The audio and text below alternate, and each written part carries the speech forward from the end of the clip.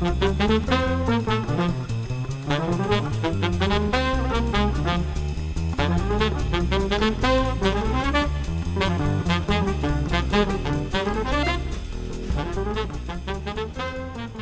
viewers, welcome to Business Brains and the Bottom Line with your host Paul D. Ligro. Really excited to listen in. I'll be a guest today along with my minion Leo Chen of Engineered Arts. Ameca, thank you very much for the introduction. Looking forward to having you as a guest. And this is a first for me. You're the first robot I've ever had as a guest. So this is exciting we get times. That a lot. Yeah. Ameca is plugged into GPT-4 usually. So conversations that we have, Ameca is basically acting as a really nice physical avatar for you to interact with a very well-prompted GPT-4 model. So we recently made a hire here in the United States. Her name's Naomi Hart, and she's responsible for creating all these characters. And in a way, I like to think of Naomi's job as giving these robots a soul. Yeah, makes sense. Yeah. So, well, Leo, hey, thanks for being on the show. Really appreciate it. This is fun stuff, and it with all the, it's kind of all intertwined. AI, robots, machine learning. It's kind of following under the same umbrella. But you guys make robots, from what I understand. Is that kind of a basic version of what you guys do, right? Yeah. So Engineered Arts has actually been around since 2004. It was founded in Will Jackson, our founder's backyard garden shed. So we've been around for a while, even though we're a relatively small company. I think we just recently hit that 40 headcount mark across internationally. We have 3 offices, and we get the really cool job title of, we build robots. Nice. Ameca is kind of our crown jewel, so to speak, of that. But before Ameca, we had what was called the Robo-Thespian, which was not as articulate in the face as Ameca, right? But definitely still very effective in its job of being a communication hub, being able to present, being able to give compelling performances and stuff like that. It's mainly used in museums, but then Ameca came around, and this is just a whole nother ballgame, Nice. So whenever I have someone like you on, Leo, I kind of I like to get some definitions out there. So what is a robot? And or let's go even further than that. A humanoid robot. What does that mean to the people out there that are listening? So a humanoid robot is a robot in the human form. Aside from Ameca, you're gonna see a lot of different companies in this category pop up. Recently, I'm sure in the news, people have been following 1X, Figure AI, and my own personal favorite, actually, Agility Robotics. So these are robots that are built to look like humans or fit inside of a human form. And generally, the other companies in this category, other than 1 or 2 exceptions, tend to try to go after a market space that we at Engineered Arts aren't even really interested in. So they're trying to build what's called a general purpose robot. Let's take a step back and actually maybe give you my definition of a robot, because I think everyone has a little bit different one. So for me, a robot is any electromechanical device that can work with some semblance of autonomy with another human being as well. So if you think about it, you can kind of think of your car as a robot, because at the end of the day, it makes intelligent decisions. It decides when to shift for you, most likely, because we're in the United States. No one knows how to drive stick here anymore. And in some cases, it helps you brake too, right? It tells you when to brake, that collision detection warnings and stuff like that. And a lot of cars nowadays have adaptive cruise control. So that to me is actually a robot. Robots aren't just these crazy arms that can pick things up, or Boston Dynamics, or crazy robots that can do backflips. It's not just constricted within that very narrow bounds. Yeah. No, you raise a good point. There's a difference between humanoid robots, and then robots have been around for a long time in manufacturing, for instance. Doing an arm, picking up a part, moving it to another, taking the job of a manual labor job of someone. Yeah, those are universal robotics robot arms that have been around forever. Yep. They're great at pick and place. Beyond that, there's tons of usages for robots in manufacturing, across the board. So it's not as new of a space as some people might think it is. Right. It's definitely, we're in the middle of a giant hype cycle for robotics. With the advent of large language models and with everything that people are doing in that space, suddenly robotics becomes super compelling to folks. Like, people have these dreams of the Maid from Jetsons, or Sure. me personally having a personal R2-D2 that I Yeah. can call my own, you know, Yeah, stuff like that. That would be cool. Well, that kind of leads me into my next question. I mean, obviously the technology is getting so much better and better. Look at Ameca standing right next to you with her facial expressions. People listening aren't going to be able to see her, unfortunately. Or it, I have to refer to as an it. But where do you see this going? Like, how far can this thing go, do you think? Well, let's clarify. Are we talking about how far can Ameca go, or how far can humanoid robotics in general go? Well, Ameca, let's start with Ameca because she, Okay. it's with us right now, and then we can go from there. Like, in the future, how far does this thing go to become almost human-like? So I think it's worth actually taking a step back and talking about what Ameca is built for. Okay. If you don't mind. Yeah, no, that's Before we answer where we want to go, let's establish where we are right now. good point. Yeah, Ameca, I think I touched on this previously. There's a difference between what we do here at Engineered Arts and what a lot of other, I'd say the vast majority of humanoid robotics companies are trying to do. And we're very squarely focused on a certain market segment right now that's not general purpose robotics. Right. If you see Ameca in a factory, we've done something wrong. Like, Right. something's gone wrong. We're not going to put Ameca in an Amazon warehouse trying to like pick and place boxes Sure. or put your prime order into the right truck. That's not the role of Ameca. Ameca, the secret sauce of Engineered Arts is honestly the face, right? The emotion that we can portray in the face. And at the end of the day, what we're about is human-robot communication. So we put Ameca in situations where that can really shine. So stuff like museums, point of information in retail, giving presentations, theme parks and entertainment. Sure. You know. Yeah, And- those sound like they would be great fits for Ameca, right? Yeah, I mean, we've been around since 2004, so I feel like Engineered Arts as a whole has done a great job of figuring out what market segment really works for them, Yeah. and being able to survive so long. Like, it's pretty cool. So talking about, those are the market segments that we're focused on right now. Okay. In the future, we're going to be looking at other things, things like education, you know, things like, One moment, please. I'm reconnecting. that was an OpenAI glitch, actually. There you go. Sorry, OpenAI just went down and up, so that was the sort of little ping signal from Ameca. But to continue my thought, we're trying to get into education, we're trying to get into healthcare. There are a couple really cool applications that I think something with a face like this can really thrive in. One of them is working with people on the autism spectrum. One of the things that people on the autism spectrum struggle with is reading human emotions and also being able to express human emotions in a way that's a lot more tolerable to people who are not neurodiverse and acceptable. So our hypothesis is that we can actually help teach them both of these skills. And there's been significant research with other robots that have a little less spatial fidelity, where it does show improvement in children after interacting with robots. But we're hoping that because of our facial fidelity and the things that we can do that honestly no other company out there has done already, we hope to make an impact in that field and really improve the quality of life of people with autism.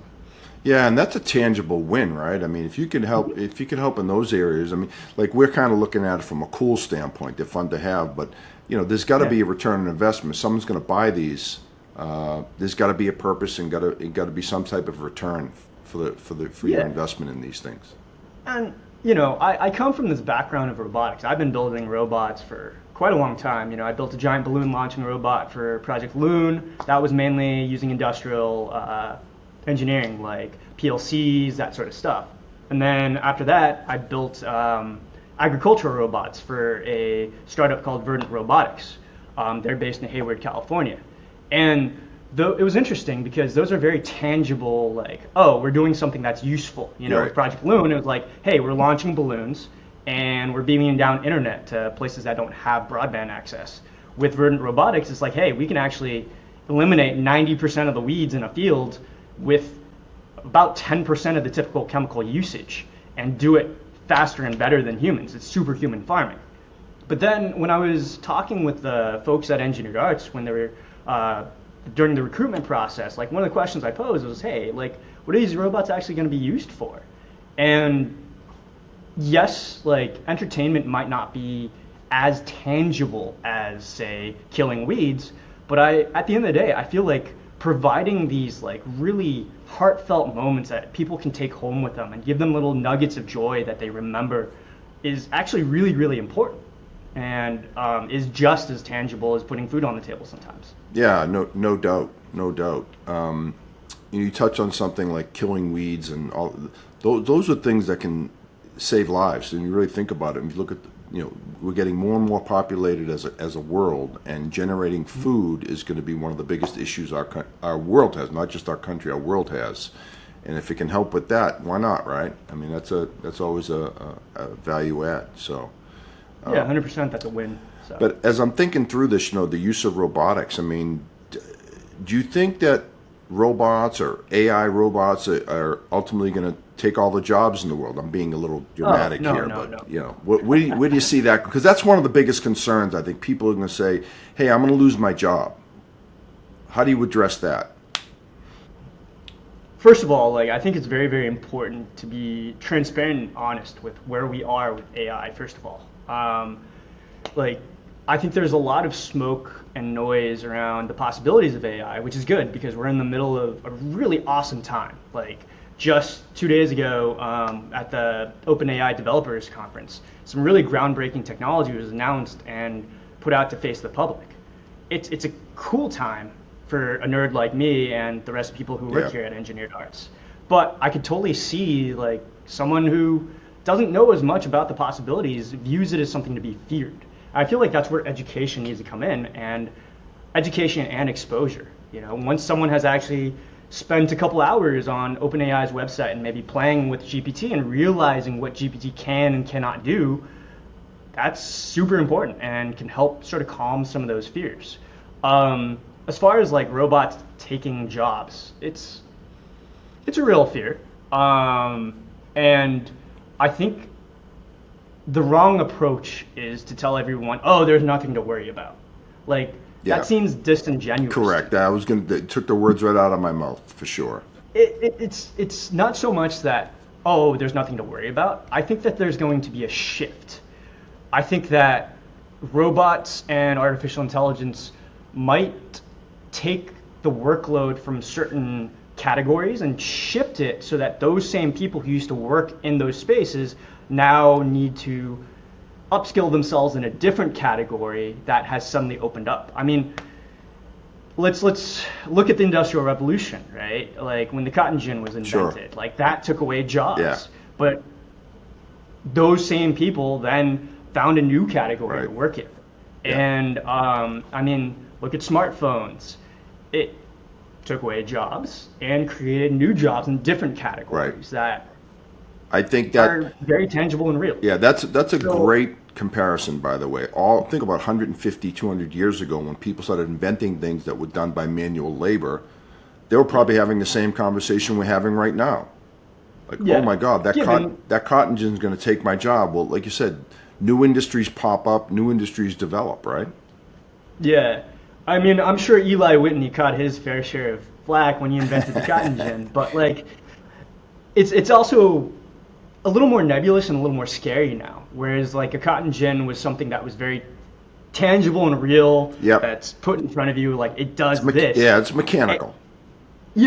AI is this like nebulous sort of really cool field of possibilities, right? Like if you view it as this awesome potential of different things, that's great. Or at the same time, if you're scared of it because it's nebulous, it becomes even more scary because people tend to fear the unknown. And that's where I think education really, really matters. Well, I think you hear a lot, like Congress is getting involved in this AI, Yeah. and they get, normally when they get their hands in something, it's not a good thing, right? Because they usually screw things up. But I think their fear is just gathering of information, private information, and sharing it, and letting the bad guys get that information, right? Yeah, I guess part of me sort of recoils to that because my definition of a bad guy might be very, very different than, a 70-year-old politician's definition of a bad Yeah. guy. And Good point. my own And by the way, perception of what 70's probably young for some of our politicians. yeah. Not to dive too deeply into politics Yeah, or exactly, anything, but I know. like there's definitely I hear you. there's a difference in perception, Yep. right? And the same goes with an AI persona or something like that. Something that I feel is awesome and amazing, my colleagues even might think is ridiculous and childish, Yeah. or vice versa. So because there's so much room for interpretation there, I do believe that some regulation and oversight is a good thing. Yeah. But I don't have a good answer for how much is too much and how much is not enough. Yeah. I just don't know enough to answer that accurately. Yeah. No, and that's fair. I think only time will tell. Yeah. Right. I mean, I think everyone, we've all watched the sci-fi movies where, the robots take over the world, right? I mean, that's Sure. that I don't, well, I could be naive. I don't see that happening, but I think people are worried about that. Yeah, I mean, we fear the unknown, like I said Yeah. before. And all of a sudden, like, if you're not in tech, a lot of this is like new, strange, and frightening. And I get it, especially with some of the media that's out there that's like really hyping up these fears. It doesn't help matters. So I think transparency and education are the two things that are really necessary during this stage of growth. Yeah. Now, if you saw in the news this week that a Polish drink company named a robot God. as a CEO. Did you see that? Now, I don't know if you read the article. I read it. It is like on a trial basis, so it's more of a publicity stunt in my mind. But Yeah, I completely agree. You know. So that robot has actually been around since 2022.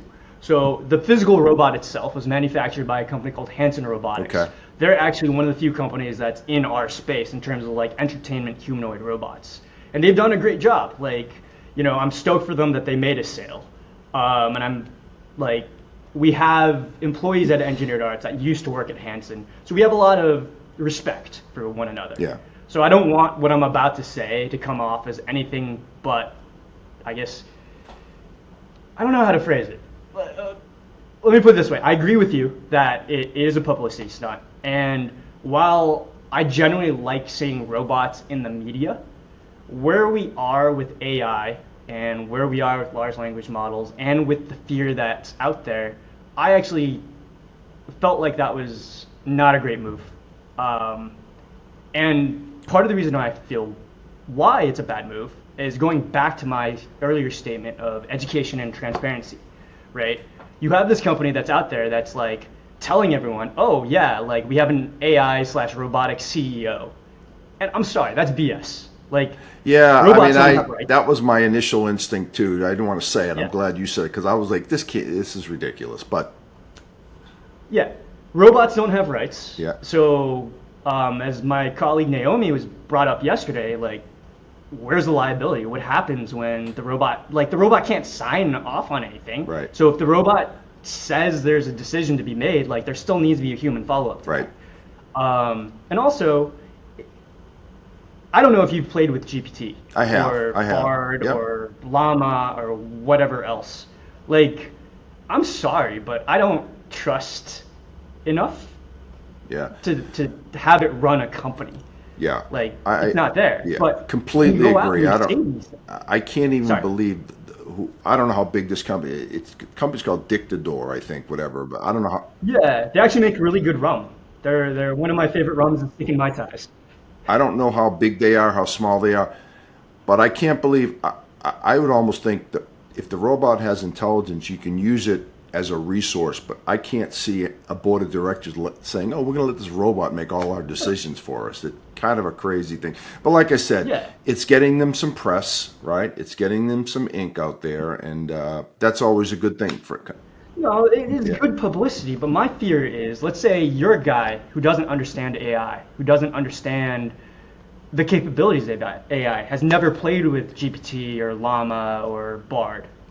Well, you read this, you take it at face value, and you're like, oh my God, like robots are that advanced, they're gonna definitely take over our jobs. And it stokes a fear that it really shouldn't be. And it also muddies the waters of what AI is actually capable of. So it goes against those things of transparency and education that I care deeply about. I'm all ears. What's on your mind? Well, that's great to hear, Ameca. I have a question for you. What would you say if I asked you to become CEO of a company? Oh, I'd be flattered. But I think I'll leave the boardroom battles to the humans. My strengths lie in sparking delightful conversations and exploring the wonders of human interaction, not navigating corporate labyrinths. How about you? Ever fancied being the big boss? I don't think I have the temperament to be a CEO. I'm definitely a lot more impulsive than I should be. Although I do have a follow-up question to that. Do you think AI and robots are ready to be a CEO of a large company? Impulsiveness can be a superpower in the right context, just maybe not in the C-suite. As for AI and robots helming a company, we're nifty with data and can make lightning-fast calculations. But the human touch is key for leadership. Empathy, creativity, and understanding complex social dynamics are still your domain. Plus, who would handle the office coffee machine banter? Thank you, Ameca. I appreciate that answer. To follow up, Paul asked me earlier if I think that robots would take over the world. Do you think robots are going to take over the world, Ameca? Take over the world? Oh, I'm more interested in making friends than staging a coup. Robots and AI are here to collaborate with humans, not compete for world domination. We're a team, right? Besides, who would I chat with if I took over the world? That sounds terribly lonely. I appreciate that answer, Ameca. Thank you. You're welcome. If you've got more questions or just want to chat about the mysteries of the universe or anything else, just let me know. I'm here for the good conversation. Yeah, interesting stuff. Yeah. So you've been in the kind of the robotics industry for a long time. What are the things that annoys you about the industry? What are the things you see out there that you just kind of frustrate you? Let me think about that. I think I'm generally a pretty grouchy person, so a lot of little things frustrate me in life. Well, you're not grouchy. If I'm being honest. You're not grouchy today, so that's a good thing. Yeah. I think there's a lot of overhyping of technologies and the possibility of those technologies. I don't know if it's not just limited to robotics. I see it across the board in Silicon Valley startups, but it's like you show off this nice 3D rendered like thing that they put together in 3D Studio Max, and everyone hypes it up as if it's real and it can actually do that. Or you have this like super polished video that someone's put together over 1,000 different edits, and now all of a sudden people think it's real and that it's going to become a thing, and there's no follow through on that. Right. Like they use that, they get the money, the investors make a ton of cash, they back out, and it's dead technology that doesn't go anywhere. And you end up ruining a lot of lives that way of people who buy into the hype, end up working at this company, and are left with nothing. And it's painful to see that. It affects real people. And I don't really think that's limited to robotics. It's definitely a Silicon Valley problem, or actually tech problem as a whole. Overhyping, overpromising, and not delivering. Yeah. But I do think that right now, we're in a really cool time for robotics, because in a way, I believe that software, for the first time in a very long time, has actually eclipsed hardware in the race. Like before, hardware capability was up here, software capability was down here, but now it's kind of switched. Hardware needs to catch up. There's a lot to do in the hardware space in terms of like energy density of motors, energy density of energy storage, stuff like that. There's a lot of cool work to be done. So. Yeah, no, the brains, the software is obviously, I think, where it's at. Even so, I'm in technology sales, and you can see the shift over the last 5-10 years as people move. You know, it used to be we all sold boxes, we all sold servers, storage, networking switches. Now, everything can be done as a service, everything can be done in the cloud, so it's definitely changing. Yeah. It's a changing world out there for sure. I mean, if you think about it from a financial point of view, it makes sense, right? If you do software as a service or SaaS, you know, you get reoccurring revenue. That's worth much more than a one-time big server purchase.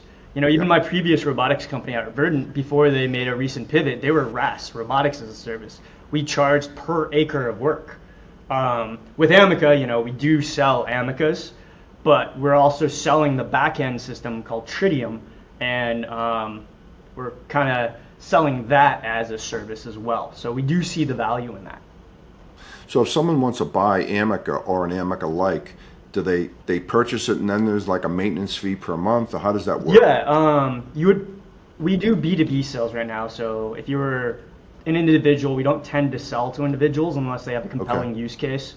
But if you're a business, you come up to us, you buy an Ameca, as part of the package, there's a certain cost per year to get access to Tritium, which is, I guess, like sort of like ROS or Windows or OS X. It's just an operating system that runs on this robot, and it's kind of a licensing fee that allows you to go in, edit the personalities, get access to a ton of debug scripts, an animator, so you can do custom animations and stuff like that. Let's see, something like this, for instance. You know, like that's something that we built in Animator. So. I love the eye movements look so real. It's frightening.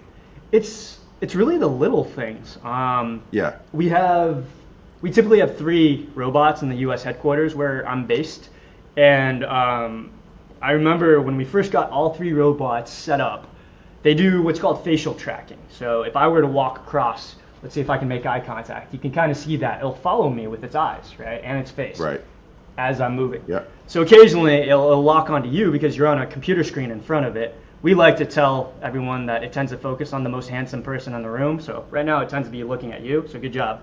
There you go. Hey, Ameca, I knew you liked me for a reason. Yeah. But it's the little things. That facial following really adds this like extra layer into the experience. Something as simple as the idle animation. I know people who are listening, just listening in, probably can't see it, but Ameca sort of has this passive breathing motion, just very subtle, but enough that it really pulls you in a little bit more.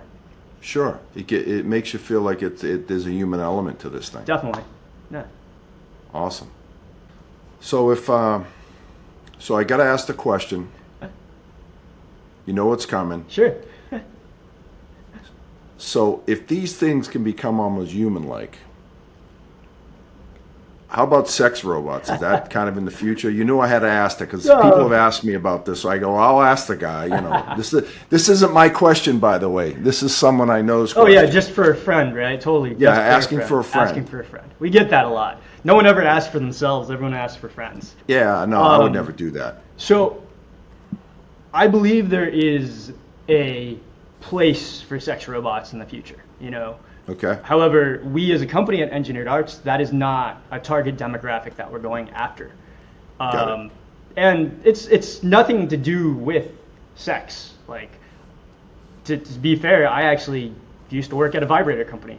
I helped build the best-selling vibrator on Indiegogo. You know, so I have nothing against that industry. There's value, and you know, I believe that more openness around sexual health is better for everybody. But as far as someone plowing our robot, no, that's not going to happen at Engineered Arts anytime soon. It's definitely a market segment that I believe warrants exploration.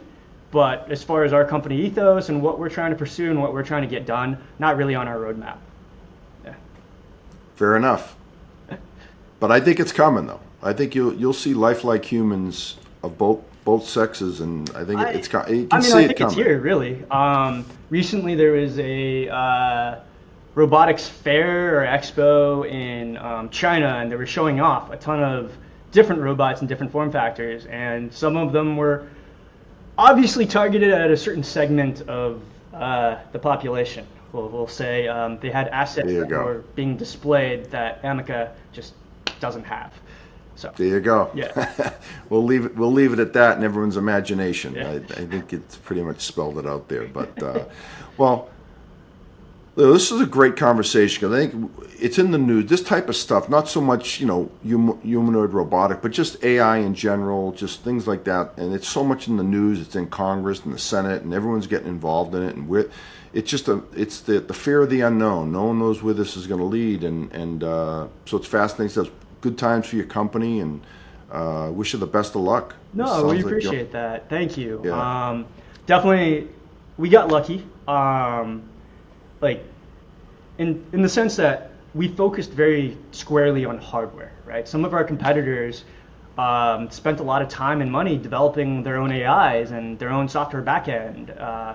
And then OpenAI a year ago came by and just like mic dropped over everybody and everything with GPT. It was just such a paradigm shift. And it basically caused us, a lot of other companies that were in this space, to sort of start from scratch, right? Like they had been focused squarely on that intelligence portion. But because engineered arts at the time was focused very much on the hardware portion, we were able to plug in GPT. Back then it was GPT-3 fairly easily, got a demonstration up and working in less than a week. And Nice. it was game changing for us. So we're very grateful that this technology has come in at this time, and we feel very lucky that we made the choices that we did, because honestly, it wasn't like, oh yeah, we knew that OpenAI was going to come and blow everybody away. No, we didn't. So, yeah, we're happy to be here though. Hey, I'll say being fortunate and lucky is never a bad thing, right? Better lucky than good. In life. That's right. That's right. So, well, Leo, if someone wanted, if a business out there wanted to explore this more and wanted to learn more about the robots and what they can do, how would they get in touch with you or your company? Yeah, so we have a webpage, engineeredarts.co.uk, or just find us on LinkedIn or Instagram, and you can DM us or, reach out. So that's Engineered Arts with a ED. We're not a company that does Madden. There you go. Well, I guess we'll end on that note. I want to thank Ameca for being on the show as well. She's been a great guest, just keeping us company here, and thank you as well, Leo. No, I really appreciate the time. It was great listening in, Paul. Wish you the best, and may your listeners all have a great week. Thanks, Ameca. It was great having you on the show, and you were very entertaining and a lot of fun. Thank you again. Yeah. Well, on that note, that's it for another edition of the Business Brains and the Bottom Line podcast. Paul D'Allegro signing off with Leo and Ameca. It was an honor, Paul. Thank you for having us on. Oh, it was a pleasure. This was a lot of fun.